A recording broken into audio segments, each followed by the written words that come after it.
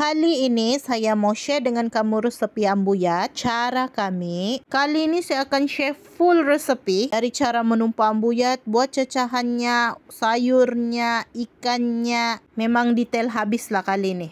Tapi video kali ini ada sedikit panjang, jadi stay tune kamu. Tengok konten saya sampai habis kalau mau belajar cara buat ambuyat version kami. Ini salah satu rezeki alam yang kita dapat kalau kita tinggal di kampung-kampung kan. Sayur kita tidak payah beli, kita petik tepi-tepi jalan saja, dia tumbuh subur dan tiada orang punya. Sayur kita kali ini kita pakai lemiding saja, sebab bagi saya kalau buat ambuyat kan lemiding lah yang paling perfect. Lepas ambil lemiding di tepi jalan tu kan, kami terus pergi pasar beli ikan. Ikan kali ini kami pakai ikan kekek. Saya akan buat dua jenis, satu untuk diampap dan satu lagi untuk digoreng. So untuk diampap tu saya tidak pakai banyak, saya cuma pakai 2 ekor saja, yang selebihnya saya mau goreng.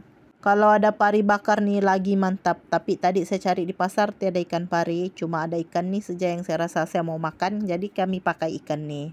So cara saya ampap yang paling simple saja. Pakai halia, pakai itu asam keping, garam dan cukup rasa, kunyit, air dan kita rebus. Saya ampap ikan kali ini sedikit saja sebab cuma mau pakai air kuah dia untuk tambah di cecahan. Kalau cecahan tu kita rasa pekat, kita mau kasih cair-cair, kita pakai kuah ampap ni saja. So ikan selebihnya tadi kita goreng macam biasalah cara goreng tu, kita pakai kunyit, pakai garam cukup rasa dan kita goreng di minyak panas. Jangan tiru aksi di atas kalau kamu tidak pro ah. Nanti terbang ikan kamu keluar pergi singki. Macam saya cakap tadi kan, video saya ada panjang sedikit sebab saya akan bagi detail cara saya masak macam mana. Saya sudah berhabis cut dan edit, saya dapat 5 minit lebih. Kalau ikut video ni ada sampai 20 minit. Tapi manalah ada orang mau tengok sampai 20 minit kan. So saya buat dulu ikan dengan sayur. Macam biasalah kalau kita tumis sayur, bahan-bahan dia di atas macam ni. Di ujung-ujung baru saya menumpah ambuyat. Barulah orang bilang panas tu ambuyat kan, sedap dimakan. So sekarang ni saya tengah tumis sayur. Sama saya tu cara tumis sayur kita kan. Lepas saya tumis sayur ni, barulah saya akan buat cecahan dia. Cecahan kali ni saya buat dari mangga wani. Disebabkan sekarang musim mangga wani dan durian masih mahal, jadi kita pakai mangga wani dulu. Kalau ada durian lagi sedap. Tapi mangga wani pun nyaman jua bah.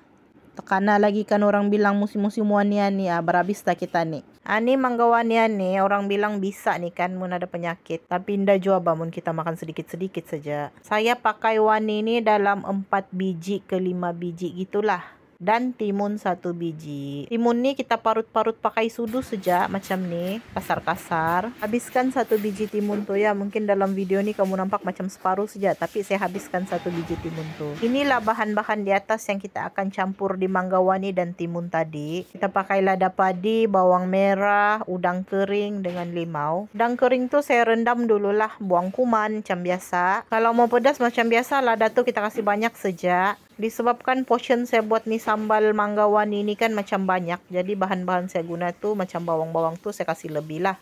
Rasa cecahan ni mesti mau ada masam, manis, masin, pedas. So limau kita memang kena pakai banyak lah. Dulu saya pun tidak pandai ni makan cecahan wani ni. So bagi saya dia buah, cuma makan macam buah saja. Tidak tahu pula boleh buat macam ni dan dia sangat sedap. Kamu try di rumah sis buat cecahan mangga wani ni, sangat sedap. Makan dengan ikan bakar, ikan goreng pun mantap ni. Bahan-bahan di atas tu saya blender saja. Kalau kamu rajin mau tumbuk pakai lesung batu pun boleh juga. Saya blender pakai air limau, saya tidak tambah air supaya tahan kita letak dalam peti ais. Lagi satu, kalau kita tambah air dalam cecahan ni, kuranglah rasa dia tu. Step seterusnya kita tambah garam dengan gula. Macam biasa kalau yang bab di sini kita ikut cita rasa sendiri. So cecahan kita kali ini sudah siap, cecahan mangga wani.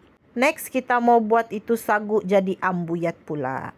Cecahan ni boleh tahan selama 1 minggu dalam peti sejuk. So bolehlah kita simpan separuh untuk makan dengan ikan goreng atau ikan bakar nanti. Seterusnya kita akan buat itu ambuyat dari ini sagu. Ini step yang paling kita mau hati-hati. Masa kita tambah air di sagu ni, kita mesti tambah sedikit-sedikit. Jangan terlebih air.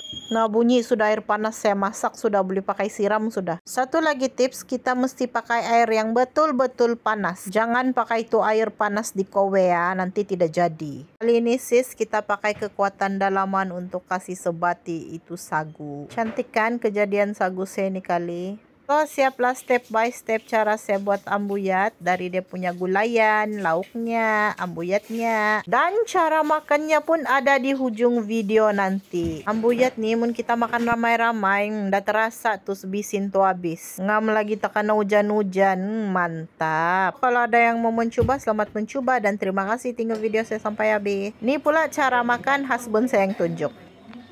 Panas-panas ini. Panas.